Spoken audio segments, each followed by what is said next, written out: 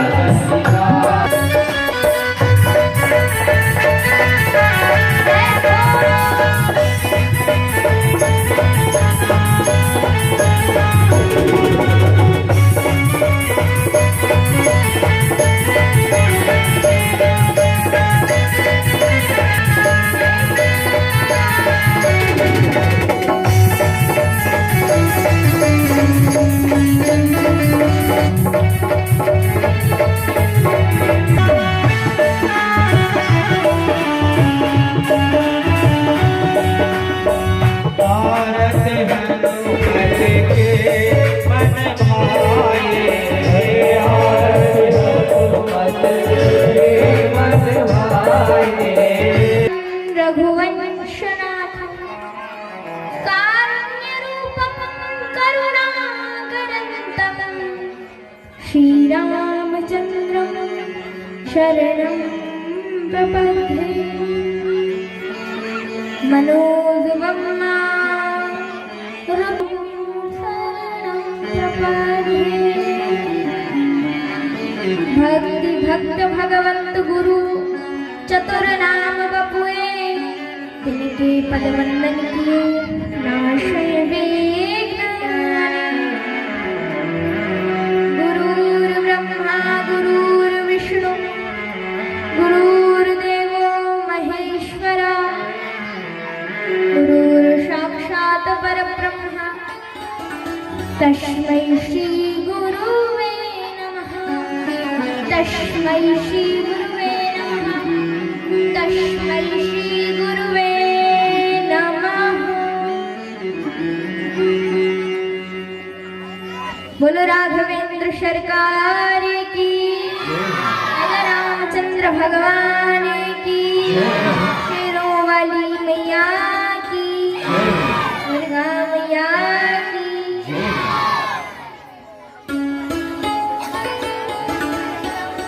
कल आप सभी भक्तगण सुंदर कलश यात्रा में सम्मिलित हुए। सभी हमारी माताएं, भक्तगण, छोटे छोटे बच्चे, छोटे छोटे भाई बहन सभी कलश यात्रा में सम्मिलित हुए। कलश यात्रा की शोभा बढ़ाई।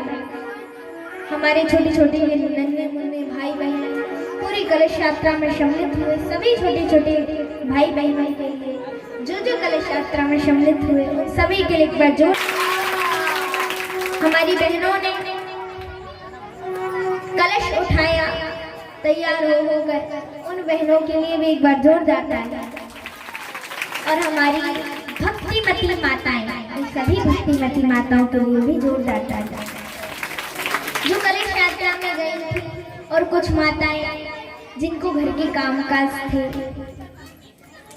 जो कलश यात्रा में नहीं जा पाई, हमारी बूढ़ी माताएं, इन सभी के लिए एक बार जोरदार।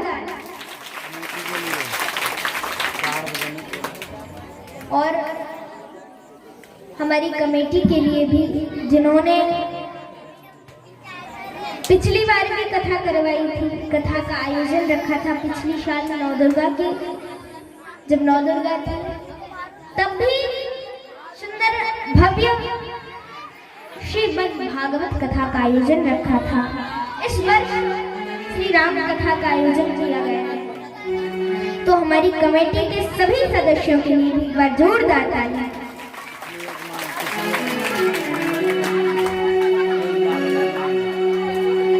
जो श्रीमद् भागवत कथा में जो यजमान बने थे उनके लिए भी एक बार जोरदार तालियां। और इस बार के हमारे डोमेश्वर जी और हमारी उषा जी, इनके लिए भी एक बार जोरदार तालियां।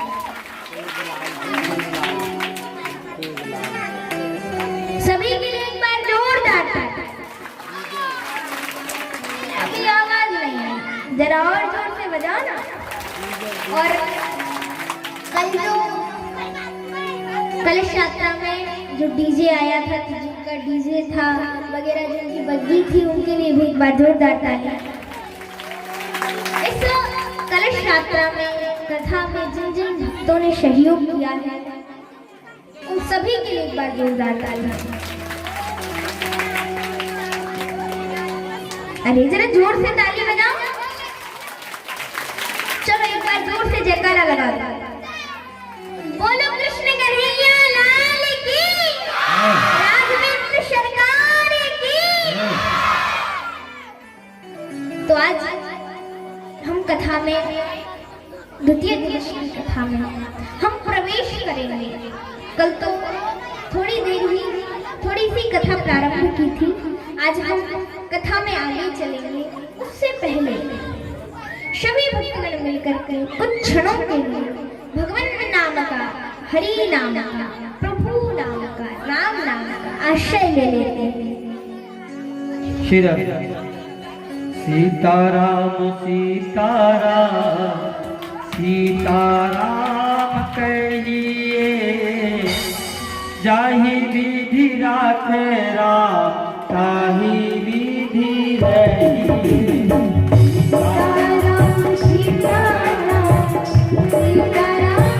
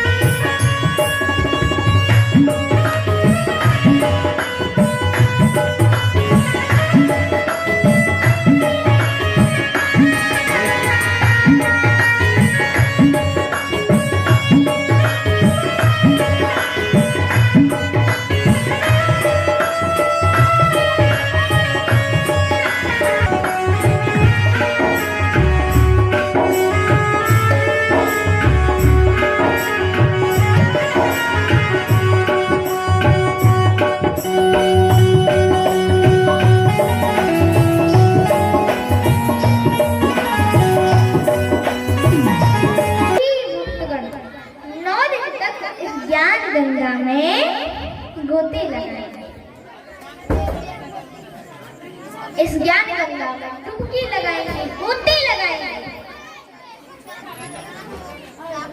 तो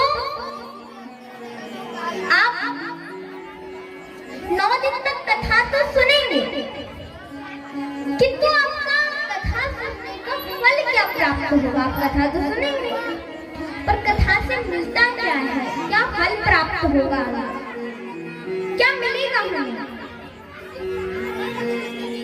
क्या होता है कथा सुनने से? हम अपना समय बर्बाद क्यों करते हैं कथा सुनने में?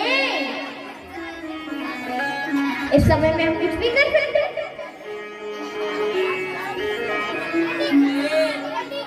तो हम क्यों कथा सुनते हैं, अपना समय बर्बाद क्यों करते हैं? क्या कारण है? कोई तो कारण होगा।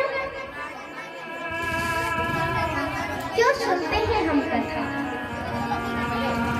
तो कहा है यह जो कथा है ना भगवान की, यह कथा हमारे उलझे हुए जीवन को सुलझाने का काम करती है।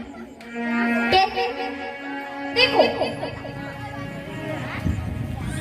मैं 9 दिन तक आपको कथा सुनाऊंगी, मतलब हम कथा गाएंगे। कथा को गाना,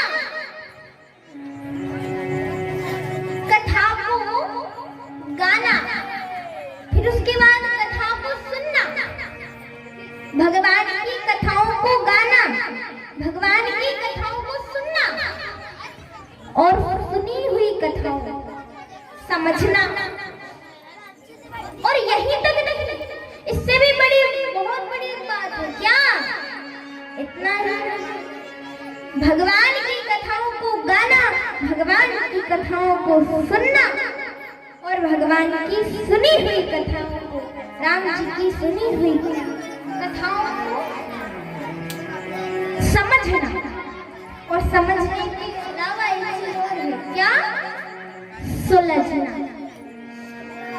सुलझना, हाँ, ये कथाएं हमारे जीवन में उलझे हुए जीवन को सुलझाने का काम करती हैं। तो सुलझा लो अपने जीवन में, कथा सुन लो। तो प्रश्न उठ गया, आप ही सोचोगे हमारा जीवन कैसा उलझा हुआ है? अरे भाई, हमारा जीवन इतना तो सुलझा हुआ है, सुबह से उठते हैं और जग के सुबह से अपना माताएं अपना झाड़ू पोछा करती है, अपना काम करती है, नहाती होती है, पूजा पाठ करते हैं। पूजा पाठ करने के बाद हम भोजन करते हैं और अपने अपने काम पर निकल जाते हैं। जिसको जो भी कार्य करना होता है सब अपने अपने काम में निकल जाता है। कोई कहीं कोई कहीं, सब अपने अपने काम करने निकल जाते हैं। शाम को फिर वापस आते हैं, हमारी माताएं घर में काम करते हैं और जब शाम हो जाती है तो शाम को फिर भोजन बनाते हैं, खाते हैं, सो जाते हैं, फिर सुबह उठते हैं। तो ऐसे हमारा जीवन इतना तो सुलझा हुआ है। आप कहते हो उलझा है, वो कैसे? तो देखो, ऐसा नहीं है कि किसी का जीवन उलझा हुआ नहीं है, सबका जीवन, हम आप सभी का जीवन उलझा हुआ है। वो कैसे? हम आप सभी का जीवन 4 चीजों में उलझा हुआ है। कितनी चीजों में? 4। वो कौन कौन चीजें हैं? संसार के विषयों में, काय में? संसार के विषयों में, परिवार के मोह में, संसार के विषयों में, परिवार के मोह में, मोह माया में, और झूठे वैभव में, समाज की प्रतिष्ठा में। इन 4 चीजों में हमारा जीवन बहुत उलझा हुआ है। अभी संसार के विषय क्या होते हैं? संसार के विषय लोग कहते हैं, अरे ये गाड़ी मेरी, ये घोड़ा मेरा, ये मकान मेरा, ये दुकान मेरी, सब मेरा। हाँ, हमने बनवाया है, हमने बनवाया है। अरे ये सब हमारे हैं। तो ये क्या है? संसार के विषय। ये मेरा है, ये मेरा है, ये मेरा है। परिवार का मोह, अरे पत्नी मेरी, बच्चा मेरा, ऐसे कैसे? सब मेरा है। ये है परिवार का मोह, मोह माया।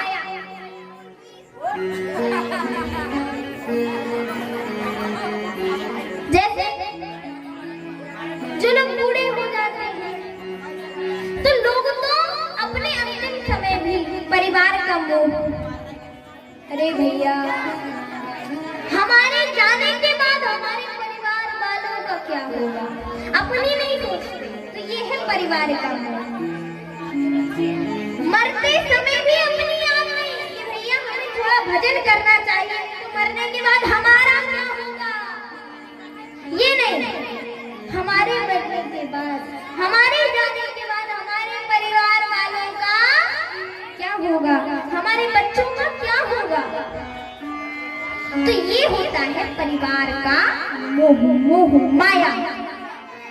ये सब मेरा है। तो किसी का जीवन संसार के विषयों में उलझा हुआ, किसी का जीवन परिवार के मोह में उलझा हुआ, किसी का जीवन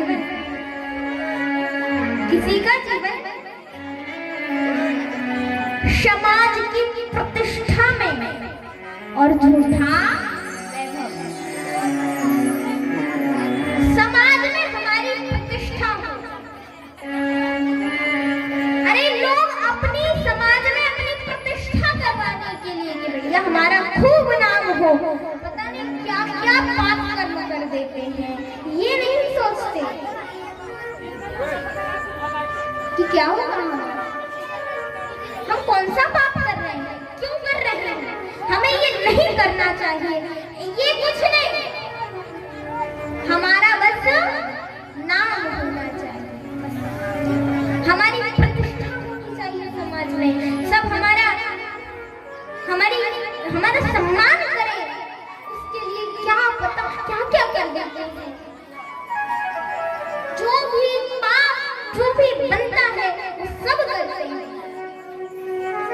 कितने बड़े बड़े पाप कर बैठे हैं, तब भी नहीं सोचते। तो ये है झूठा वैभव, समाज की प्रतिष्ठा, झूठा वैभव। कह रहे हमारी प्रतिष्ठा होनी चाहिए कैसे भी करके। तो इन सभी में हमारा जीवन इतना उलझा हुआ है, इतना उलझा हुआ है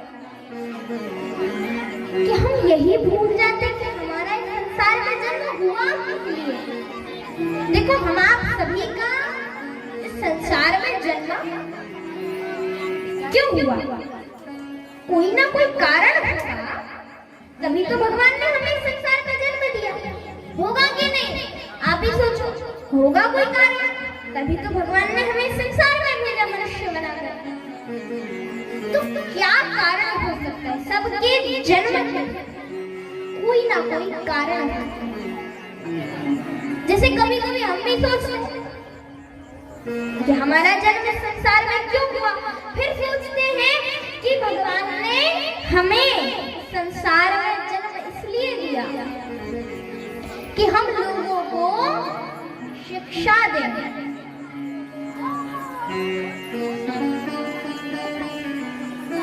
बच्चों के अंदर संस्कार नहीं है। आज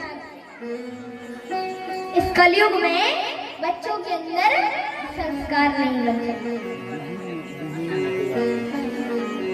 आजकल बच्चे संस्कार विहीन, संस्कार नहीं। तो हमें भगवान ने आप सभी को शिक्षा देने के लिए, हरि संदेश देने के लिए, प्रभु संदेश देने के लिए जन्म दिया। इसी प्रकार आप सभी का जन्म किसी न किसी कारण से हुआ है संसार में। तो हम इन सब में इतने उलझे हुए हैं, चारों चीजों में, संसार के विषयों में, परिवार के मोह में, समाज की प्रतिष्ठा में और झूठे वैभव में हम इतने उलझ जाते हैं, इतने उलझ जाते हैं कि हम यही भूल जाते हैं हमारा जन्म हुआ तो हुआ किस लिए। तो ये कथाएं हैं ना, ये कथाएं हमारे उलझे हुए जीवन को सुलझाने का काम करती हैं, हमारे इस उलझे हुए जीवन को सुलझाती हैं। हर पल तुम्हारी याद आती रहे राघव, आती रहे। हर पल तुम्हारी याद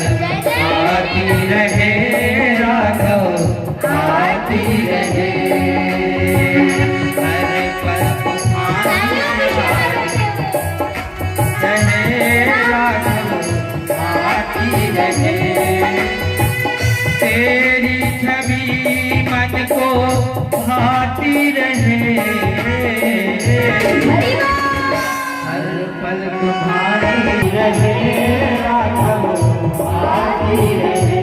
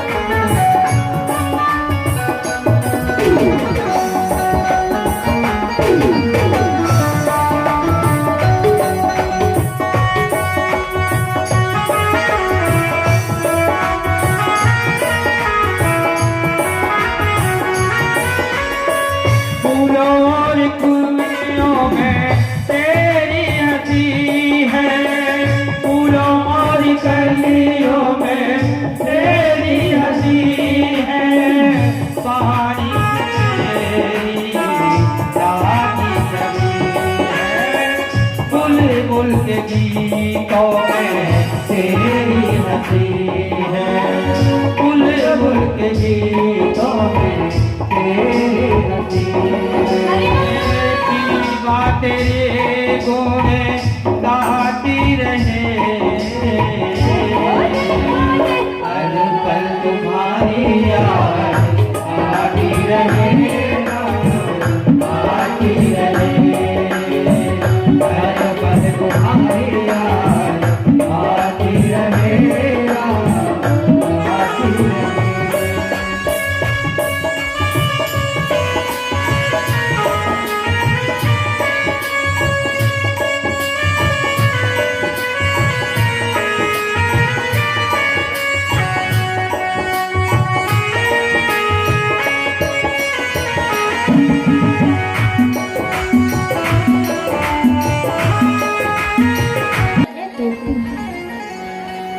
नाना पुराण, सभी वेद, सभी शास्त्र, सभी क्या कहते हैं? सभी सिर्फ एक बात कहते हैं। गोस्वामी तुलसीदास जी कहते हैं, और मैंने भी वही बात अनुभव की है कि ये राम जी के जो गुणगान हैं, राम जी की कथाएं हैं, इनको सुनने से क्या होगा? दुष्वांतः सुखाय तुलसी रघुनाथ गाथा। तो स्वामी तुलसीदास जी कहते हैं, मैंने अनुभव किया है अपने जीवन में कि राम जी की कथाएं दूसरों के दुखों को दूर करके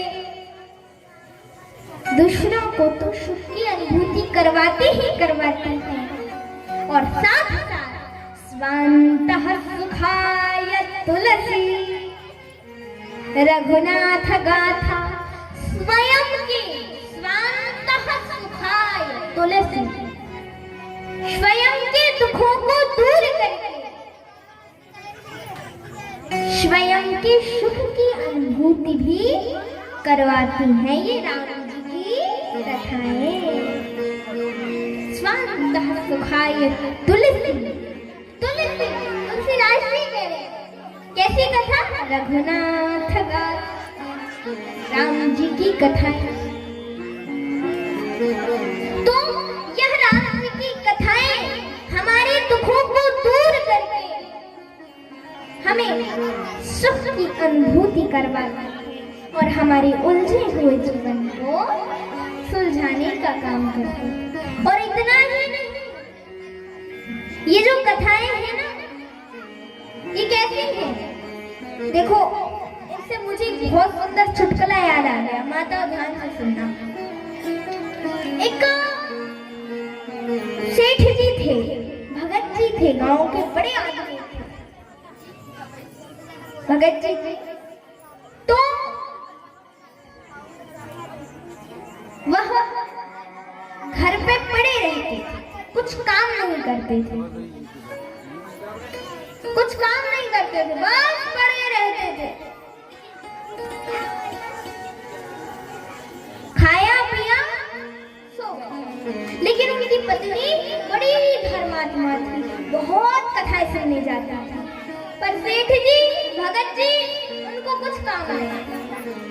अरे गांव के बड़े आदमी से तो कोई कुछ कहता भी नहीं, कहीं कुछ कहना दे, क्रोधित ना हो जाए, कुछ नहीं कहता।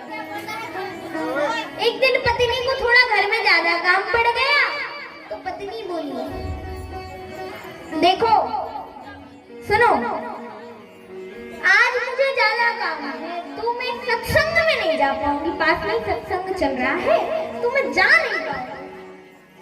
हाँ, पास में चल रहा है, ज्यादा दूर नहीं है, आज आप चले जाओ। अब पत्नी ने ठान ली कि आप तो इनको कैसे भी करके भेज के रहूंगी, कुछ भी हो जाए किसी भी हालत में, आज मैं इनको कथा में भेजूंगी ही। पूरे दिन करते क्या है, पढ़े ही तो रहते, कथा में जाएंगे थोड़ा बहुत पुण्य प्राप्त होगा। तो पत्नी बोली, महाराज मैं जा नहीं पाऊंगी, तो आज मेरे हिस्से का पुण्य आप कमाओ, जाओ जाओ कथा सुनाओ। बोले कथा, कथा जाने का मन तो नहीं कर रहा, लेकिन अब तुम कह रहे हो तो चले जाएंगे। ठीक है चले जाएंगे। भोजन किया। अब वो सोच रहे थे शायद पत्नी भूल जाए, हमको ना जाना पड़ेगा। जाके लेट गए अंदर, पत्नी आई। क्यों गए नहीं? अरे हम जा तो रहे हैं। थोड़ी देर बाद फिर पत्नी, क्यों गए नहीं? अब बार बार परेशान कर रही थी तो भगत जी बोले, अच्छा चलो ठीक है जा रहा हूँ। अब जैसे तैसे उठ के पहुंचे, देखा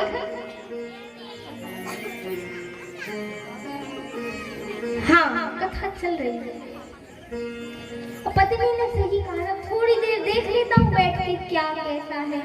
पास में मंदिर था, दर्शन किए, नौ दुर्गा चल रही थी तो देवी जी भी बैठी थी तो प्रणाम किया। अब जाके सोचा कि कहीं देखता हूँ जगह, कहीं टिकने की अच्छी सी व्यवस्था मिल जाए तो देखता हूँ। और जैसे गए, अरे लोगों ने देखा, अरे गांव के बड़े आदमी आए, पहली बार आए हैं, थोड़ा स्वागत कर लेते। बोले आइए आइए आइए। एक ऊंचे से आसन पर एक दरी बिछा दी, बैठिए बैठिए, बैठा दिया। अब बैठ गए भगत जी। अब जब तक व्यास जी आए, आरती हुई, मंगलाचरण हुआ, संकीर्तन हुआ, तब तक भगत जी को आ गई नींद। तो भगत जी सो गए। अब लोग सोच रहे थे हैं ये कथा सुनने आए हैं कि सोने। अरे छोड़ो, हमें क्या मतलब, जगाएंगे तो क्या पता क्रोधित ना होना, सोने दो सोने दो। सब किसी ने उन्हें जगाया नहीं, सब बोले सोने दो सोने दो। सब अपनी कथा सुन के कथा शाम हो गई, आरती हो गई, सभी ने प्रसाद ले लिया, सब आरती लेके प्रसाद लेके चले गए घर। अब उस पूरे पंडाल में सिर्फ 2 आदमी बैठे हैं, बताओ कौन कौन? पूरे पंडाल में सब तो चले गए, लेकिन कथा के बाद 2 आदमी बैठे हैं। कौन कौन बताओ, कौन कौन बताइए, जरा जोर से बोलिए। एक तो भगत जी, दूसरे कौन? पंडित जी। कौन से पंडित जी? हम बताएं? पहले वो भगत जी और दूसरे जिनके आसन पर भगत जी बैठे थे, वो सोच रहे थे अब भगत जी जगेंगे, अब सेठ जी जगेंगे, अब सेठ जी जगेंगे। अब जैसे 3-4 घंटे बीते, अब उन्हें क्रोध आया, इतनी देर हो गई, अब भगत जी जगेंगे, अब भगत जी तो जगे ही नहीं। हिलाया, उठो भगत जी, हो गई कथा पूरी। बोले हो गई? बोले हाँ हो गई, जाओ जाइए। कथा पूरी हो गई? हाँ हो गई। फिर तुम क्यों बैठे हो? बोले महाराज हम आपका इंतजार कर रहे हैं, आप उठो। क्यों? आप जिस आसन पर बैठे वो हमारे ही है, जाइए। हो गई कथा पूरी। भगत जी ने आनंद आ गया। बहुत सुंदर कथा थी, बहुत सुंदर कथा थी। चले घर पहुंचे, इतनी दूर से देखा है, आ गई कथा सुन के। बोले क्यों सुनी आई कथा? बोले हाँ सुनाई, आनंद आ गया, आ गया आनंद। हाँ अब पत्नी को लगा कि ऐसा लगता है जैसे 3-4 घंटे सो के आए हो। बोले क्यों महाराज? मुझे तो लगता है आपने बड़े भक्ति भाव से कथा सुनी। क्यों? बोले आप तो बड़े भाव में भोर थे। कथा विश्राम होने के बाद 3-4 घंटे बाद आए हैं। वाह महाराज, बड़ी लगन से कथा सुनी। बोले हाँ बहुत आनंद आया। क्या सुना कथा में? तो बोले ज्यादा शब्द नहीं थे, ज्यादा नहीं सुना, पर हाँ 3 चीजें थी। क्या? आइए, बैठिए और जाइए। अब पत्नी समझ गई कि सचमुच ये सो के आए हैं, तो बोली कि देखो ये मंत्र है, मंत्र। उसने सोचा कि मंत्र कह देती हूँ और कह दूंगी कि कल से फिर से जाना, तो क्या पता कल से जाने लगे, कथा सुनने लगे, थोड़ा पुण्य मिलेगा। तो बोली अरे ये उन्होंने मंत्र दिया है, मंत्र, उस मंत्र का रूप जप किया करो, माला जप किया करो उस मंत्र का। हाँ और रोज जाया करो। बोले ठीक है। अब सेठ जी खूब कथा में सो के आए थे। अब उन्हें रात को तो नींद आ नहीं रही थी, पत्नी तो सो गई। अब वो अंधेरे में ही बैठे गए। सोचा कि पत्नी ने कहा था ये मंत्र है, तो थोड़ा बहुत मंत्र का जप कर लेता। बैठे मंत्र का जप करने लगे। आइए, बैठिए, जाइए, आइए, बैठिए, जाइए, आइए, बैठिए, जाइए। अब बार बार ऐसे बोल रही थी। एक चोर ने देखा है, बहुत बड़ा घर लग रहा है, चोरी करने लायक है। गया चोर घर के अंदर। पहले तो उसको कुछ सुनाई नहीं दिया, लाइट वाइट बंद थी। जैसे थोड़ा अंदर गया, तब तक भगत जी बोले आइए।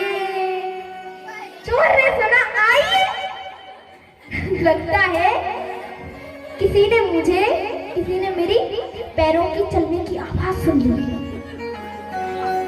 तो वो और धीमे धीमे धीमे धीमे चलने लगा। तब तक भगत जी बोले बैठिए।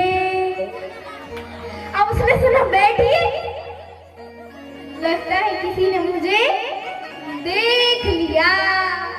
अब वो पीछे को भागा धीमे धीमे। तब तक भगत जी बोले जाइए। और उसने सुना जाइए। अरे किसी ने तो मुझे सिर्फ सुना या देखा नहीं, पहचान भी लिया है। अब तो सुबह होते ही पकड़वा दिया पुलिस से। अब वो जो बाहर को भाग रहा था, बाहर को नहीं भागा, अंदर को भागा। वो कहाँ पहुंचा? उन भगत जी के चरणों में। बोला महाराज महाराज महाराज माफ कर दो, माफ कर दो, माफ कर दो, हमने आपके घर से कुछ नहीं चुराया, कुछ नहीं चुराया। अब भगत जी डर गए। उन्हें लाइट जला दी। भैया तुम हो कौन? बोले अरे आप तो पहचान गए हैं महाराज, हमने आपके घर से कुछ नहीं चुराया, और जहाँ जहाँ से चोरी करके लाए थे सब ले लो, पर पुलिस से मत पकड़वाना। चोर सब देखे भाग गया। भगत जी के कुछ समझ में ना आई। पत्नी को जगाया, सारी बात बताई। तो पत्नी बोली सुनो महाराज, महाराज, आपने मैंने आप कथा सुन के जो 3 चीजें सुनकर आए थे ना, वो कोई मंत्र नहीं थी।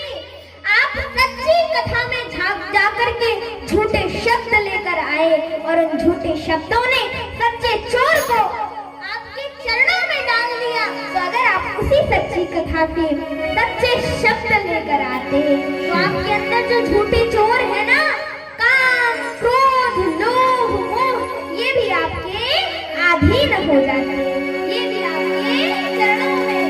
अमृत है हरि नाम जगत में, से विष पीना क्या, हरि नाम नहीं तो जीना क्या, राम नाम नहीं तो जीना क्या, रघुनाम नहीं तो जीना क्या, हरि नाम नहीं तो जीना क्या।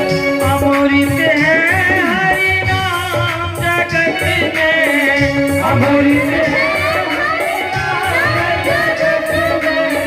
छोड़ विषय विष पीना, हरि नाम नहीं तो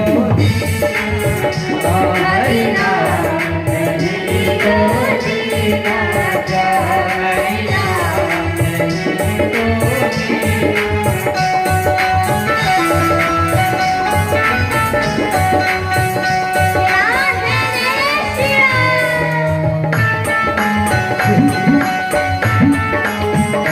तो जीना।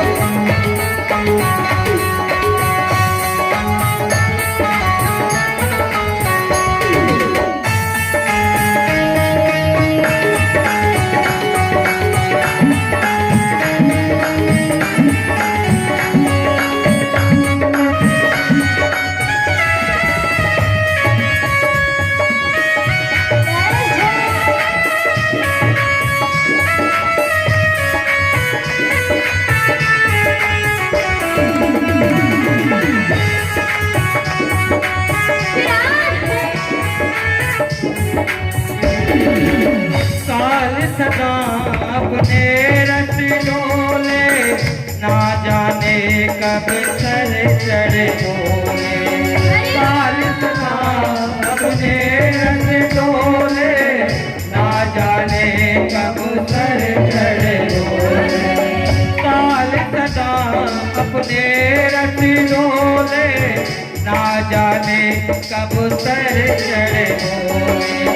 हरि का नाम जपो नित बात, हरि का नाम जपो नित बात, इनमें बरस महीना तो जीना, हरि नाम नहीं तो जीना, हरि नाम नहीं तो जीना,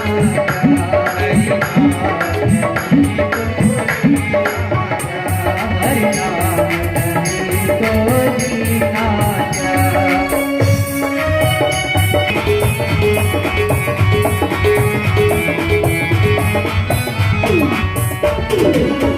भूतन से सब अंकित जाए, रचना पर हरि नाम।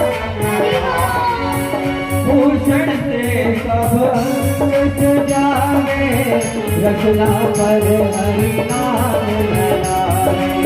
भूषण से सब भूषण से सब अंकित जाए, रचना पर हरि नाम लगाए।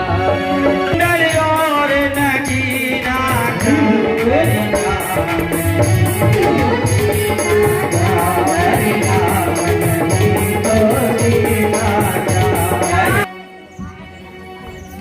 तो कथाएं हमारे उलझे हुए जीवन को सुलझाने का काम करती हैं। कथाएं हमारे उलझे हुए जीवन को सुलझा देती हैं। ऐसे प्रभु राम जी के गुणगान हैं, राघवेंद्र सरकार के गुणगान हैं। गोस्वामी तुलसीदास जी ने कहा है, राम जी ने उत्तरकांड में कहा, गोस्वामी तुलसीदास जी ने लिखा कि बड़े भाग मानस तन पावा, शुर दुर्लभ सब ग्रंथ निगावा, साधन धाम मोक्ष कर द्वारा, पाई न जहि परिलोक सवारा। हमारे बड़े भाग्य हैं कि हमें ये मनुष्य तन मिला। कितनी सुंदर बात है। कहा कि ये कथाएं सुनने के लिए ही हमें इस संसार में भगवान का नाम लेने के लिए, भगवान का नाम लेकर भव सागर से पार जाने के लिए भगवान ने हमें ये मनुष्य तन क्यों दिया? अब जैसे आप सोचिए, अगर आप मनुष्य ना होते, अगर आपको किसी और मनुष्य योनि के अलावा किसी और योनि में जन्म मिलता, तो क्या आप यहाँ बैठकर कथा सुन सकते थे? बताओ, बोलिए। अगर आप कुत्ता बनते तो आप कथा सुन सकते थे यहाँ बैठ के? बताओ, कोई डंडा मार के भगा देता? बताओ, होता है कि नहीं?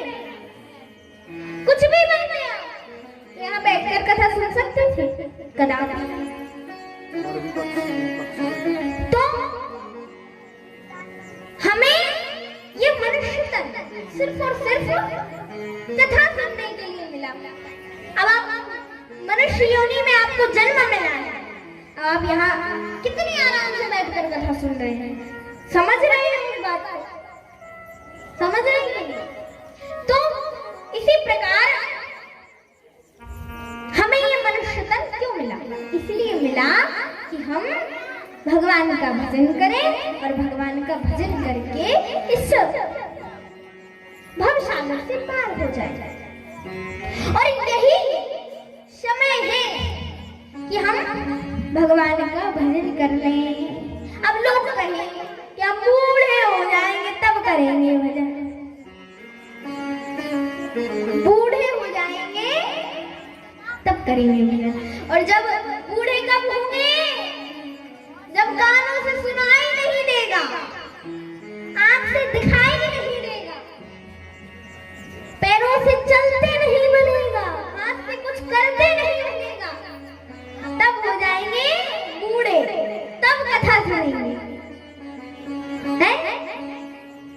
तो ऐसा कहते हैं, जब बूढ़े हो जाएंगे तब सुनेंगे कथा। हमारी अभी उम्र थोड़ी है कथा सुनने की, बूढ़े हो जाएंगे तब सुनेंगे। तो तब हमसे कोई पुण्य पूजा पाठ करते नहीं बनता। अभी है अवसर, अभी है मौका कथा सुनने का, पूजा पाठ करने का, तो कर लो, मौके का फायदा उठा लो। ऐसे मौके बार बार नहीं मिलते। तो अच्छे कर्म कर लो।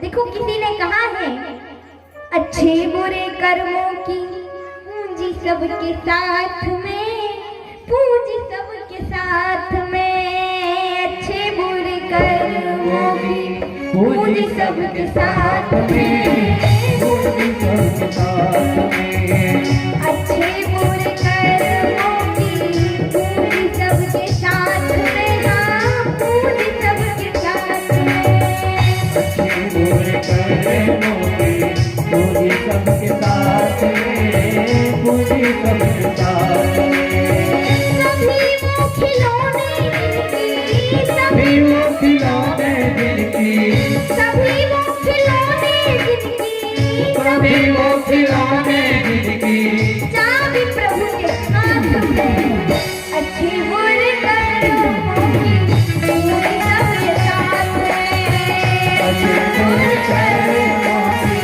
पूंजी सबके साथ में।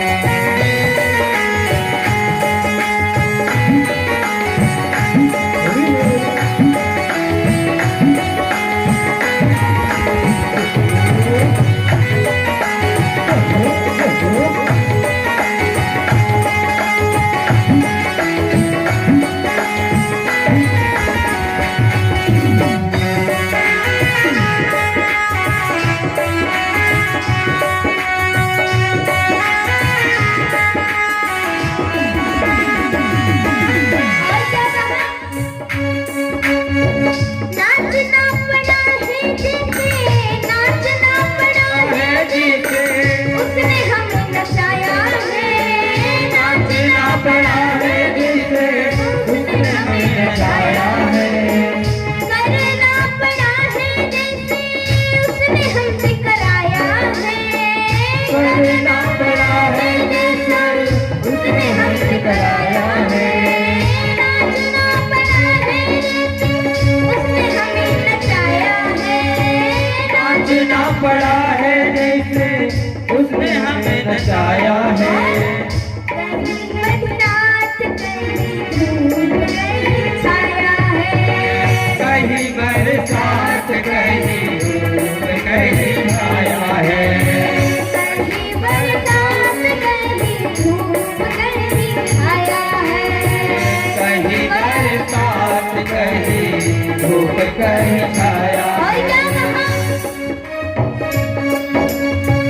दुनिया बनाने वाले, दुनिया बनाने वाले, दुनिया रचाने वाले, दुनिया बनाने वाले, कैसी तेरी माया है। कहीं बरसात कहीं धूप कहीं छाया है। कहीं बरसात कहीं धूप कहीं छाया है। कहीं बरसात कहीं धूप कहीं छाया है।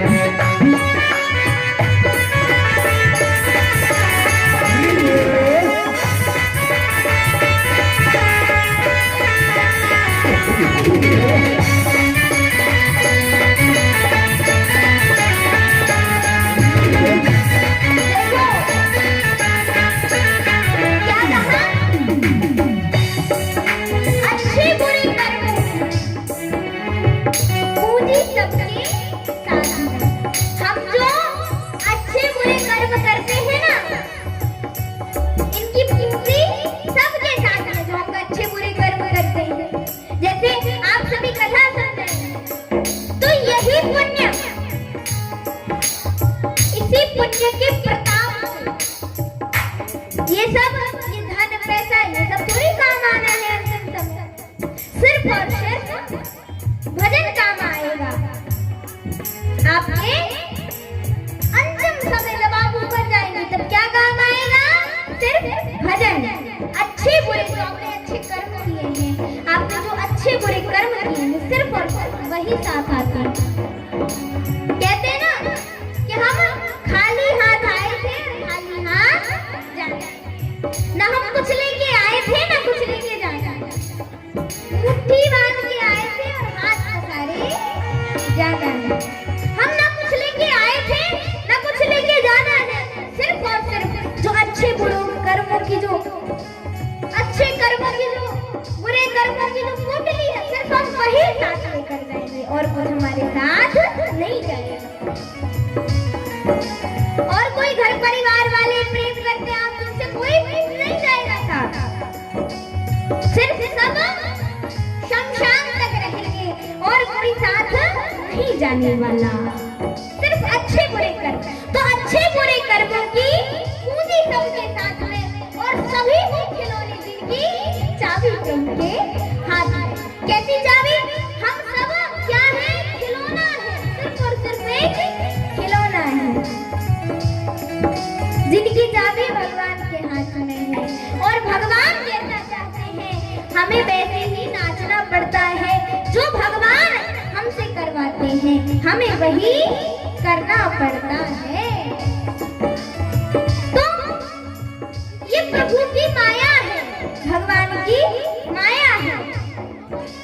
और हमें ये मनुष्य तन मिला, हमारे बड़े भाग्य है। यह मनुष्य तन सिर्फ एक साधन है। कहाँ? मोक्ष के द्वार जाने तक। साधन धाम मोक्ष कर द्वारा, पाई न जहि परिलोक सवारा। यह एक साधन है, हमारा शरीर एक साधन है। जैसे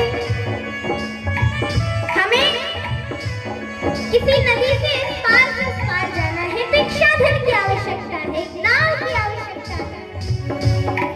हमें पाथरी से बालाघाट जाना है तो हमें काय की आवश्यकता है? गाड़ी की, बाइक की, कुछ होना चाहिए साधन। तो हमारा वो साधन क्या है संसार सागर से पार होने का? वो नौका क्या है? ये है शरीर, और इसमें बैठने वाली एक आत्मा है। इसमें बैठने वाली आत्मा है।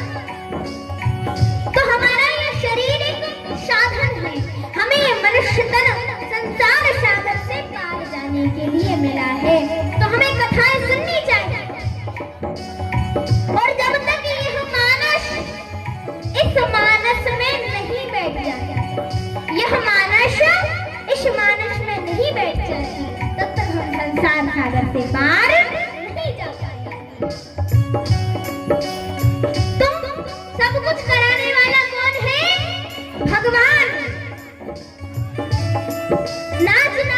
नाचना पड़ा है जैसे उसने हमें नचाया है, करना पड़ा है जैसा उसने हमसे कराया। जो भगवान ने हमसे कराया हमें वही करना पड़ेगा। वो कहीं बरसात, कहीं धूप, कहीं छाया, प्रभु की यही तो माया है। जैसे हम कहीं जाते हैं तो कहीं बरसात होती है, आगे गए तो धूप निकली हुई है, कहीं गए तो छाया है। तो यही प्रभु की माया है। जैसे पहले एक बार हम बाइक से जा रहे थे तो बड़ी जोर जोर से बारिश होने लगी। तो हमने कहा पापा जी से कि बारिश हो रही है, गीले हो जाएंगे।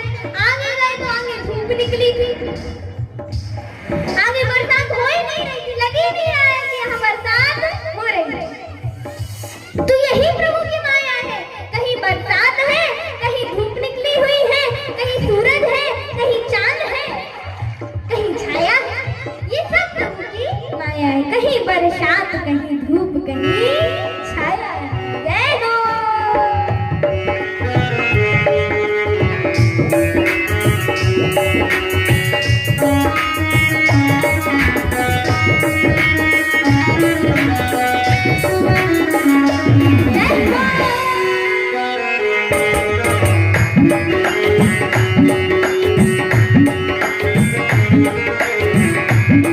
और क्या कहा है?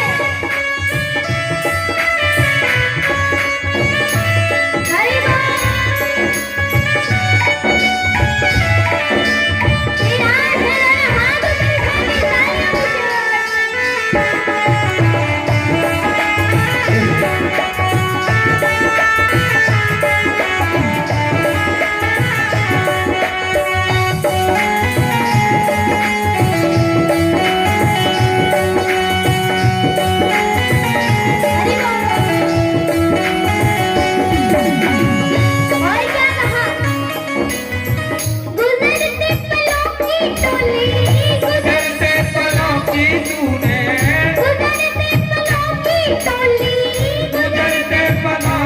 डोली यही गुनगुना रही, गुजरते पलों की डोली यही गुनगुना रही। रुके ना समय की गाड़ी, धीरे धीरे जाओ। रुके ना समय की गाड़ी, धीरे धीरे जा रही। रुके ना समय की गाड़ी, धीरे धीरे जा रही।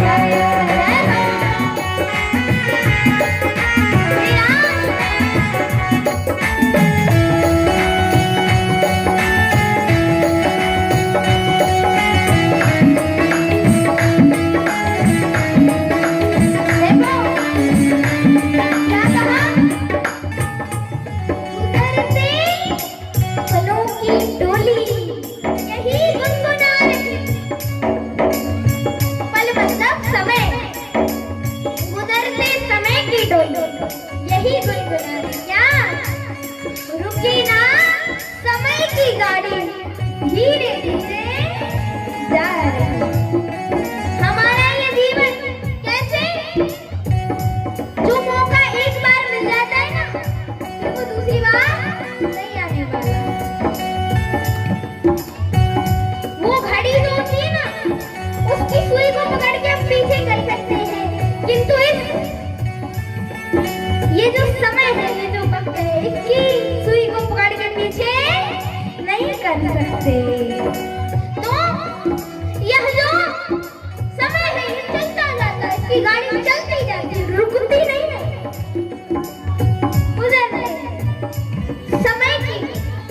गुजरते समय की टोली यही गुनगुना रही, रुकी न समय की गाड़ी, धीरे धीरे जा रही। तो हमें यह मनुष्य तन भगवान का भजन करने को मिला है, पूजा पाठ करने को मिला है। और आजकल हम क्या करते हैं, बताओ क्या करते हैं? पहले के लोग सुबह से उठते थे, पूजा पाठ करते थे, और आजकल के लोगों को देख लो, बिस्तर से उठे नहीं कि पहले ही कहते हैं चाय।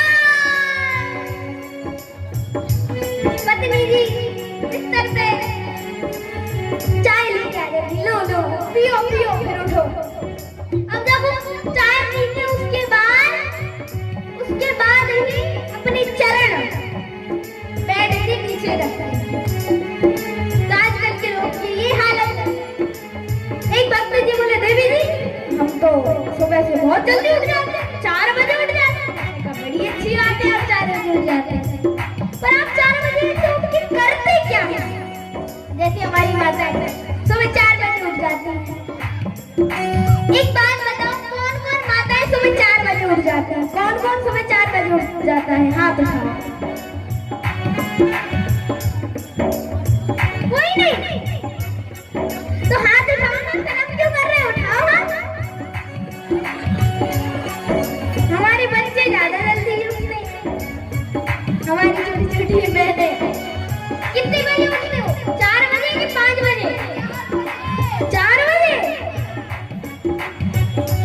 अच्छा एक बात बताओ, आप लोग 4 बजे उठ के करते क्या हो? क्या करते हो सुबह से? क्या दौड़ लगाते हो? अच्छी बात है। अच्छा हमारी माताएं क्या करती है सुबह से उठ के? झाड़ू पोछा यही तो करते होंगे ना, अपना घर का काम काज।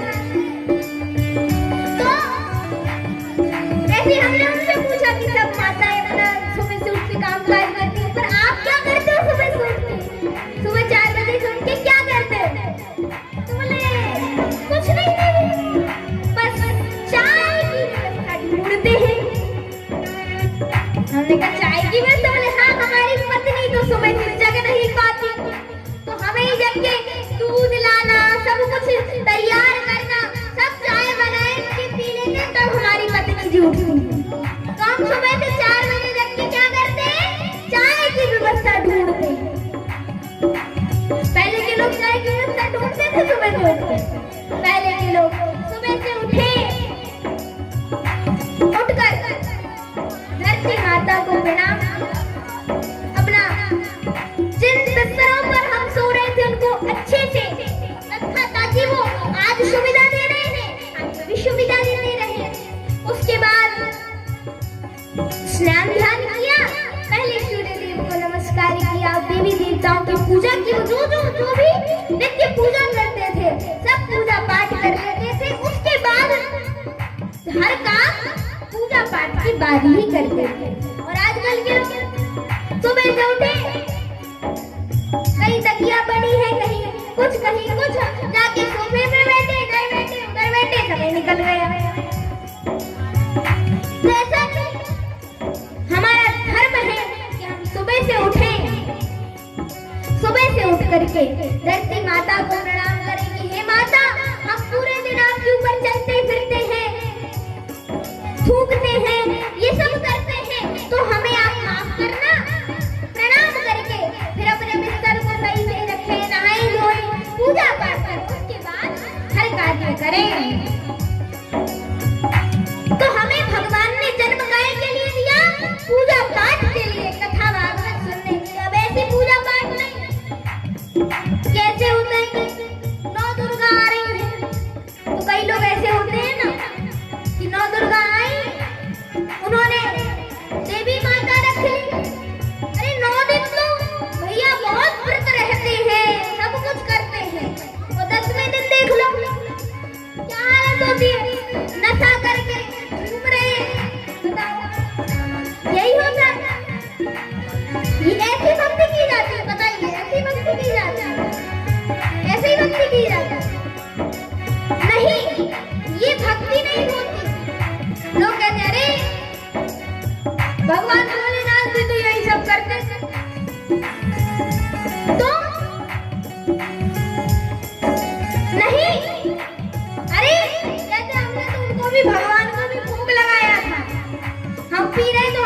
भी भूलना है तो ऐसी भक्ति नहीं करनी चाहिए। कैसी? कहीं कथा चल रही है, कथा में बैठो, मन से लगन से सुबह उठ के पूजा पाठ करो, ये होती है भक्ति। इसको कहते हैं भक्ति।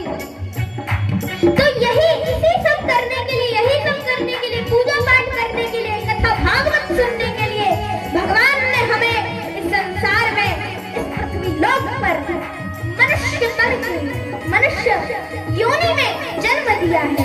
पर हम क्या करते हैं? ये सब नहीं करते। कैसे? क्या कहा?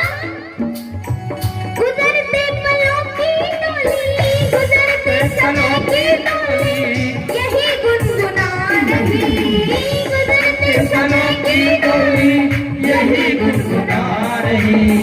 रुके ना समय की गाड़ी, धीरे धीरे जा रही, रुके ना समय की गाड़ी, धीरे धीरे जा रही।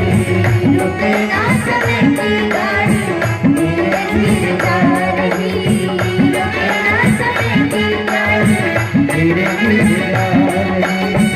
आज और कल परसों का, आज और कल परसों का चक्कर क्या चलाया है, कहीं बरसात कहीं धूप कहीं छाया है, कहीं बरसात कहीं धूप कहीं छाया है, कहीं बरसात कहीं धूप कहीं छाया है।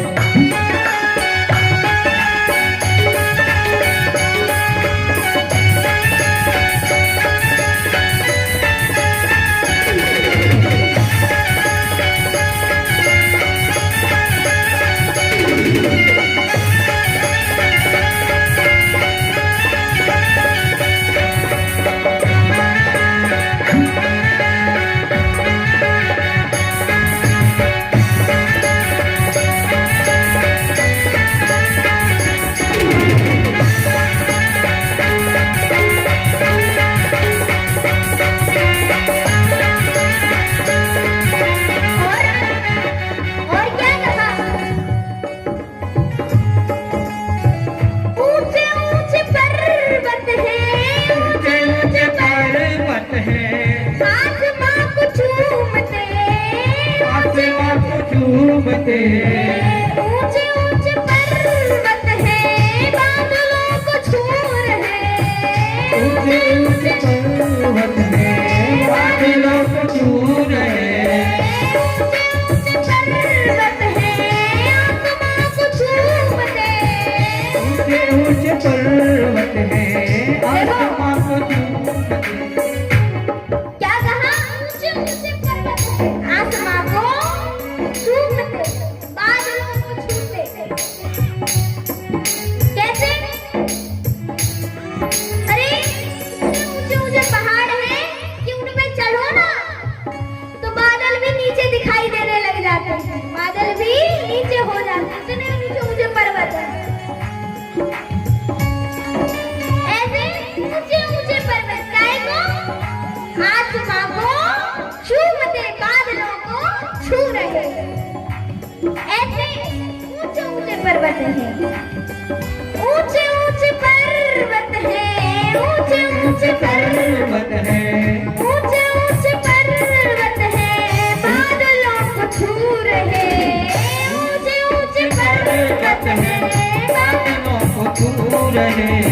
रेशमी घटाएं काले, रेशमी घटाएं काले, रेशमी घटाएं काले, रेशमी घटाएं काले, बादलों में झूमती, रेशमी घटाएं काले, बादलों में झूमती। कहीं चांद सूरज कहीं, कहीं चांद सूरज कहीं, तारों को बनाया है, कहीं बरसात कहीं धूप कहीं छाया है, कहीं बरसात कहीं धूप कहीं छाया है, कहीं बरसात कहीं धूप कहीं छाया है, कहीं बरसात कहीं धूप कहीं छाया है, कहीं बरसात कहीं धूप कहीं छाया है, कहीं बरसात कहीं धूप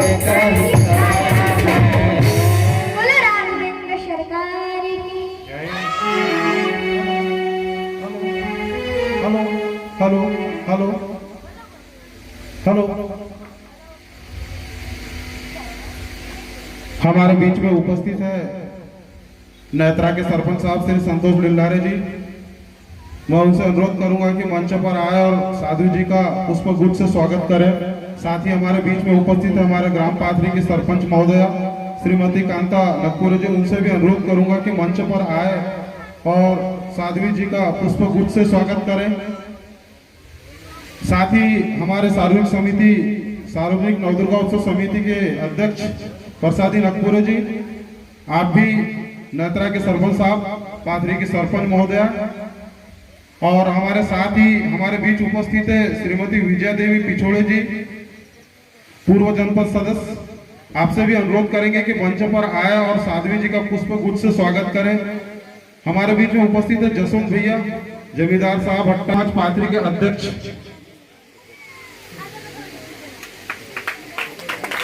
लोधी समाज पाथरी के अध्यक्ष महोदय श्री रोशनलाल जी नकपुरे, आपसे भी अनुरोध है कि मंच पर आए और साध्वी जी का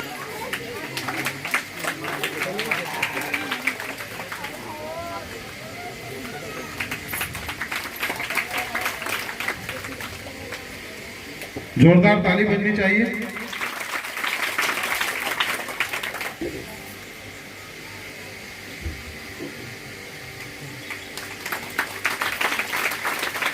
हमारे बीच में उपस्थित है श्रीमती विजया देवी देवेंद्र सिंह पिछोड़े जी, पूर्व जनपद सदस्य पाथरी।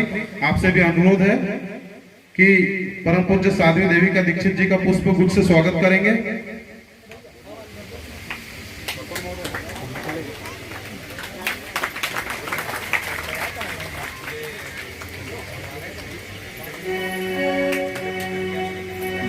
अनुरोध है कि साध्वी जी का पुष्प गुच्छ से स्वागत करेंगे। इसके पश्चात आप सभी को बता दें कि पिछली बार जो ऐसा था कि साध्वी जी, आप सभी अध्यक्ष सार्वजनिक भीड़ समिति पाथरी, आपसे भी अनुरोध है कि मंच पर आप साध्वी और गांव में जिन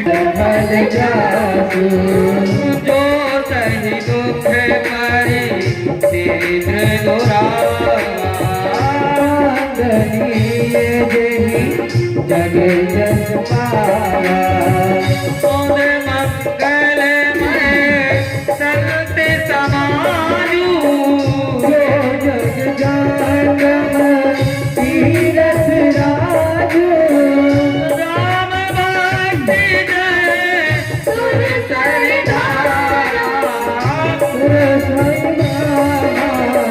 विचार सचारा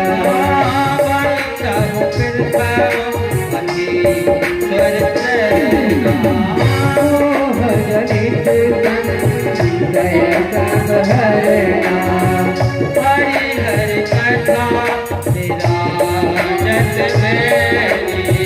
जगत सकल बुध मंगल देवी पट विसुवात अचल निज धर्मा तीरथ राज समाज सुकर्मा तवहि सुलभ तव सिर सब देता सेवक सादर कमल गलेसा भगत अरोग तीरथ राज तेरी सात बल जगत समाओ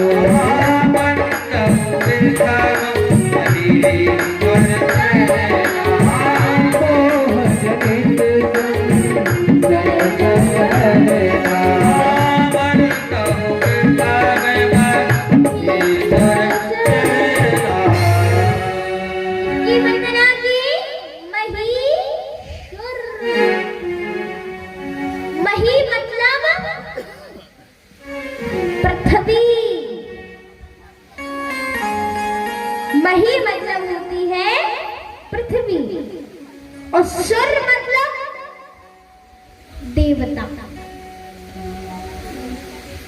पृथ्वी के देवता, मही पृथ्वी के देवता,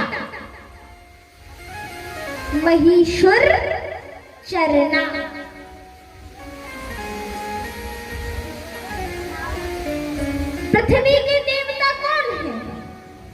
बताओ, पृथ्वी के देवता कौन है? पृथ्वी के देवता है ब्राह्मण देवता। वह पृथ्वी के देवता माने जाते हैं। तो किसकी वंदना की? वंदहु प्रथम महेश्वर चरणा। पृथ्वी के देवता ब्राह्मणों की वंदना की। ब्राह्मणों की वंदना। और क्यों, कैसे की? कि हे ब्राह्मण देवताओं, मोह जनित संशय सब हरना। हे ब्राह्मण देवताओं, आप हमारे मोह को, मैं इस रामचरितमानस की रचना कर रहा हूँ, तो मेरे मोह को हर लीजिए। हे ब्राह्मण देवता, मेरे मोह को हर लीजिए। कोई संशय उत्पन्न ना हो मेरे मन में, इसलिए वंदना की। देखो, जब भी हम कोई शुभ कार्य करते हैं, कोई शुभ कर्म करते हैं, तो सबसे पहले क्या करते हैं? ब्राह्मणों से पूछते हैं कि महाराज, हमारे घर ये शुभ कार्य हो रहा है, आपको पधारना है, आप उस कार्य को संपन्न करता है। पहले ब्राह्मण देवता को ही आमंत्रित करते हैं। और कैसे ब्राह्मण देवता क्या करते हैं? देखिए, जो ब्राह्मण देवता होते हैं, 9 ग्रह होते हैं ना, 9 ग्रह, तो 9 ग्रहों की शांति, जैसे जो 9 ग्रह है, सूर्य, चंद्र, मंगल, बुध, बृहस्पति, शुक्र, शनि, राहु, केतु, इन 9 ग्रहों की शांति ब्राह्मण देवता करवाते हैं। शांति कैसे? जैसे ये 9 ग्रह, इनके अलग अलग प्रभाव हैं और अलग अलग संबंध हैं। जिस प्रकार सूर्य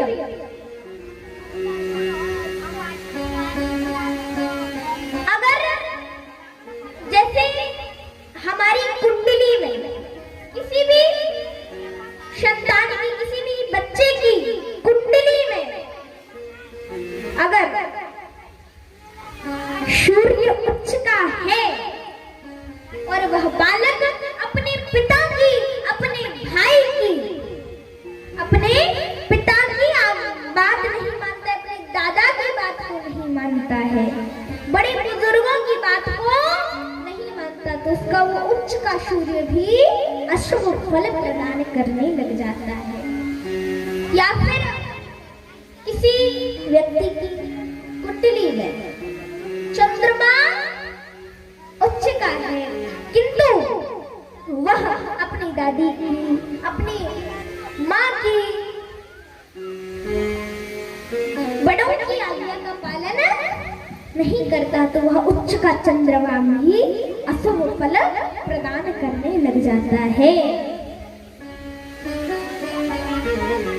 अब जैसे लड़कियां हैं, उनका विवाह हो जाता है, तो सोचती है, अरे अब तो कुछ नहीं है, अब कुछ नहीं होगा।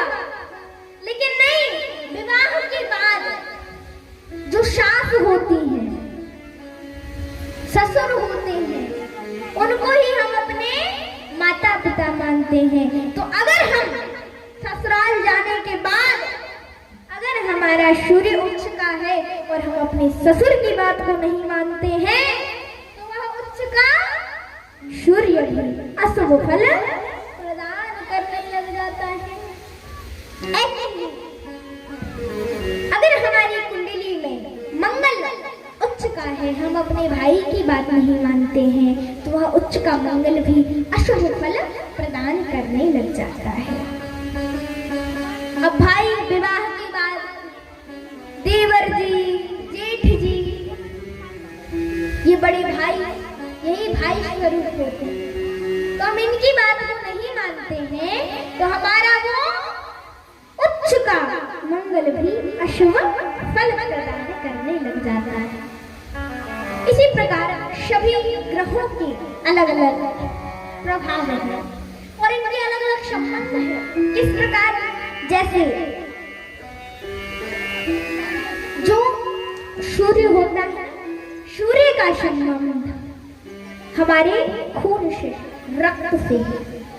चंद्रमा का संबंध, कहते हैं ना चंद्रमा मन सोजा, चंद्रमा मन का स्वामी है।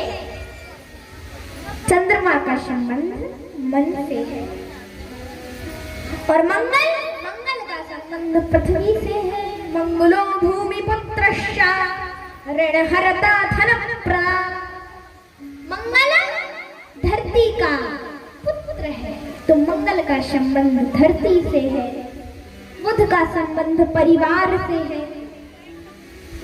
ऐसे ही सबके अलग अलग संबंध होते हैं। सभी 9 ग्रहों के अलग अलग संबंध होते हैं, अलग अलग प्रभाव होते हैं। तो इन्हीं की, इन 9 ग्रहों की शांति के लिए, हमारे 9 ग्रहों की शांति के लिए, 9 ग्रहों की शांति भी कौन करवाता है? ब्राह्मण देवता महेश्वर, पृथ्वी के देवता ही करवाते हैं। कोई शुभ कार्य प्रारंभ पृथ्वी के देवता ब्राह्मण ही कोई भी शुभ कार्य प्रारंभ करवाते हैं। तो इसलिए सबसे पहले किसकी वंदना की? वंदहु प्रथम महीसुर चरना, मोह जनित संशय सब हरना, सुजन समाज सकल गुण खानी, करहु प्रणाम सप्रेम सुहानी। और साधु चरित शुभ चरित कपाशु, साधु संत जो होते हैं ना, साधु संत, उनकी वंदना की। अब साधु संत, कौन से साधु संतों की, कैसे साधु संतों की वंदना, कैसे साधु संतों की, और साधु संतों का चरित्र होना कैसा चाहिए? तो साधु संतों के चरित्र की तुलना कैसे की? कपास का पुष्प देखा है? कपास का पुष्प कैसा होता है? उसमें कोई रंग नहीं होता, ना कोई रस होता है, कुछ नहीं। जैसे अब किसी ने प्रश्न कर दिया, सिर्फ कपास के पुष्प से तुलना क्यों की? अरे इतने तो फूल पड़े थे, गेंदे का फूल था, गुलाब का फूल था, कमल का फूल था, इतने तो बढ़िया बढ़िया सुगंधित पुष्प थे। अरे कपास के पुष्प में ना कोई सुगंध है, ना कोई रस है, ना कोई रंग है, कुछ तो है नहीं, कैसे पुष्प से तुलना की?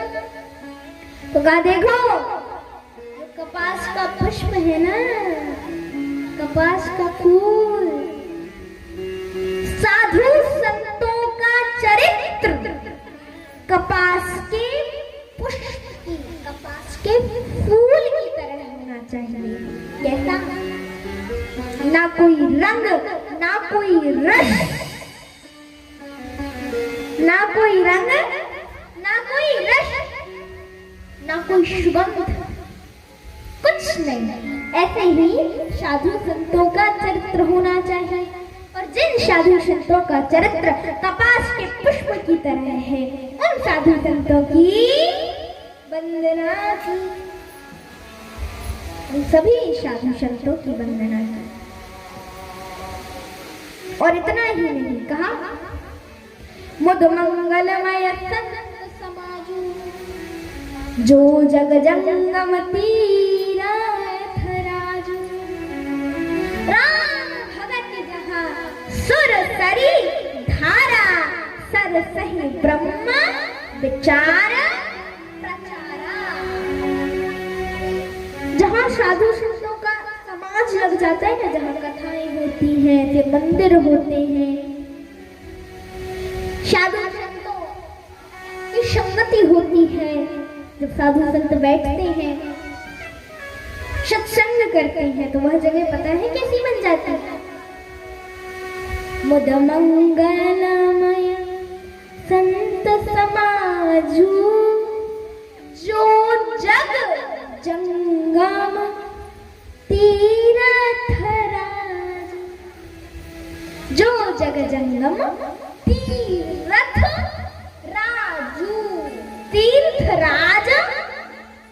प्रयाग की तरह बन जाती है वह जगह।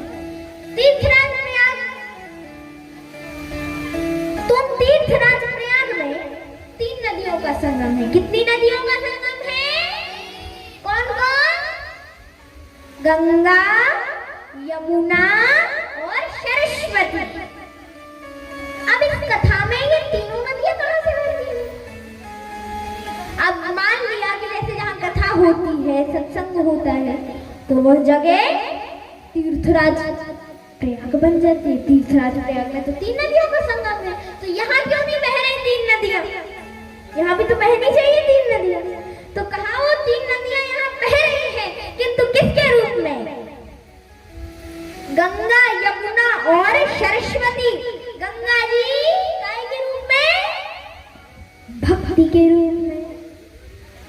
यमुना जी कर्म के रूप में और सरस्वती जी ज्ञान के रूप में। यहाँ ये तीनों नदियां बह रही हैं। कैसे?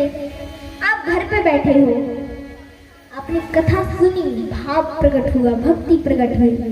अरे कथा चल रही है, चलो हम भी थोड़ी बहुत कथा सुनाते हैं, लगता है आनंद आ रहा है, चलो कथा सुनाते हैं। अब आपका मन किया तो क्या हो गया? भक्ति हो गई, मन में प्रेम हुआ, भाव जागृत हुआ। अब आप कर्म करके घर से यहाँ तक आए तो काय की धारा बह गई? यमुना जी की धारा बह गई।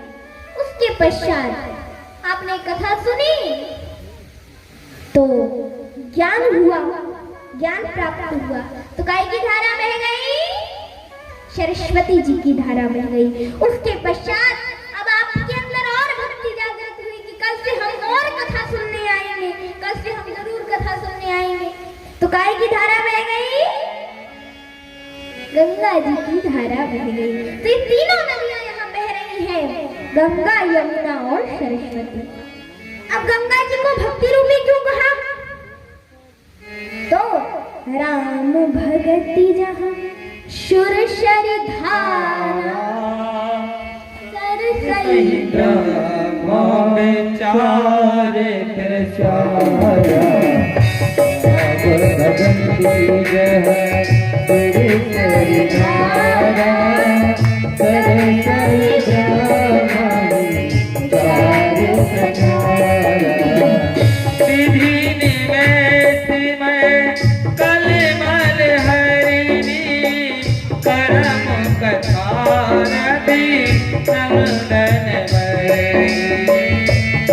हर कथा विराज सुनत सकल मुद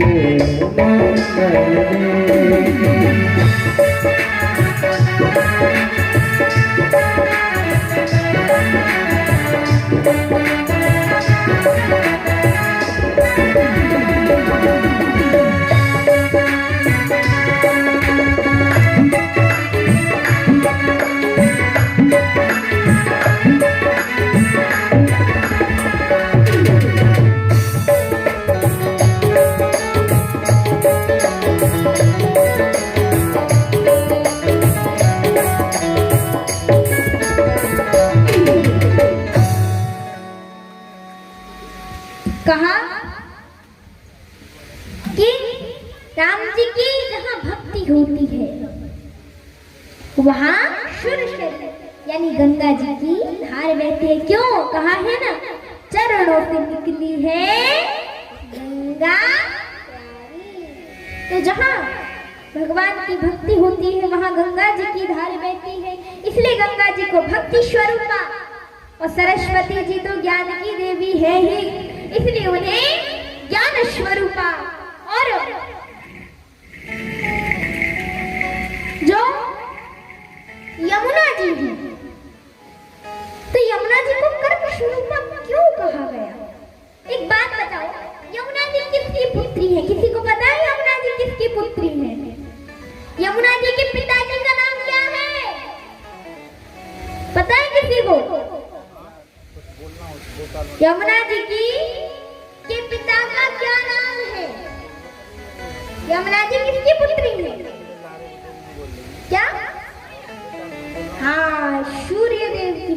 बार इनके लिए जोरदार तालियां। सूर्य देव की पुत्री है। सूर्य देव आकाश में कब रहते हैं? दिन में। बोलो, दिन में रहते हैं। कार्य कब किए जाते हैं? कोई भी काम हो वो कब किया जाता है? दिन में कि रात में? दिन में किया जाता है कि नहीं? तो सूर्य देव भी आकाश में कब रहते हैं? दिन में। हर काम भी दिन में किया जाता है। और यमुना जी भी सूर्य देव की पुत्री है, इसलिए यमुना जी को कर्मस्वरूपा कहा गया। तो यहाँ यह जगह क्या बन गई है? क्या बन गई है? तीर्थराज प्रयाग। यह पाथरी नहीं बचा है, फिर क्या बन गया है? प्रयाग। क्यों? राम भगत जहाँ सुर सरी धारा, सरसई ब्रह्म विचार प्रचारा, मुद मंगलमय संत समाजू, जो जग जंगम तीरथ राजू। और इतना ही नहीं, ये जो राम कथा है ना, राम जी की कथाएं, यह राम जी की कथाएं कहा है मज्जन फल पेखिय तत्काला, काक हो ही पिक बकाऊ मराला। मज्जन फल पेखिय तत्काला, काक हो ही पिक बकाऊ मराला। सिया राम जय जय राम, सिया राम जय जय राम। मंजन फल पे कहीं तत्काला, काट होए बकाऊ मराला। सिया राम जय जय राम, सिया राम जय जय राम। सुन आचरण करे जन कोई, सत संगति महिमा नहीं कोई। सिया राम जय जय राम, सिया राम जय जय राम। तेरे सत्संग विवेक न कोई, राम के पाबिन सुलभ न सोई। राम के पाबिन सुलभ न सोई।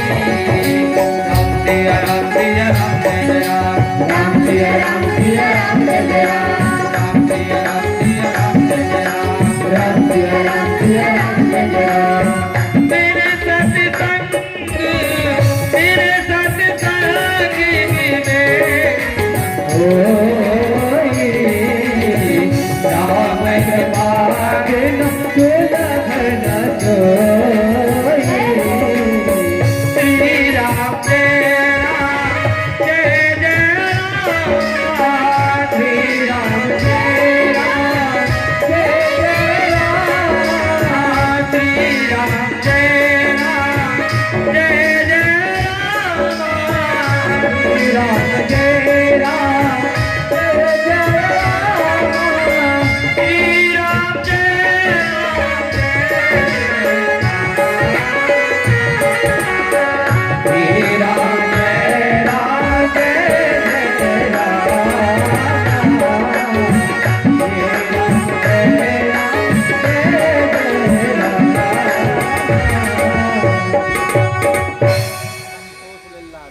हमारे श्री संतोष जी नेत्रा सरपंच, इन्होंने 1000 रुपए दान में दिए हैं। इनके लिए एक बार जोरदार तालियां। अरे जरा जोर की ताली बजाओ। इन्होंने तो हाथों से दिया है, भगवान ने 1000 हाथों से दे। अरे जरा जोर की तालियां बजाओ। अभी आवाज नहीं आई, जरा और जोर से बोलो। रामलला सरकार की जय हो। राघवेंद्र सरकार की जय हो। देखो हमारी माताओं को नींद तो नहीं आ रही, बताओ आ रही कि नहीं आ रही? किसी को भूख तो नहीं लगी? बताओ कथा यहीं विश्राम कर दें या आगे चलने दें? जैसी हमारी माताओं की इच्छा हो। बताओ यहीं विश्राम कर दें कि आगे चलने दें? बताओ माताओं कैसी इच्छा है? राम भगत जहाँ सुर सही।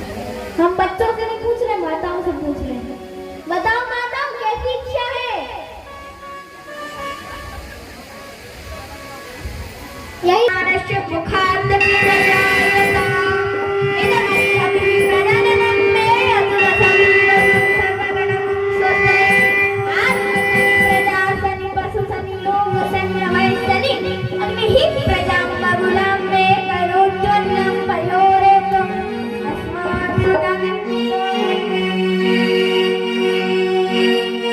आरत श्री रामायण जी कीरत करे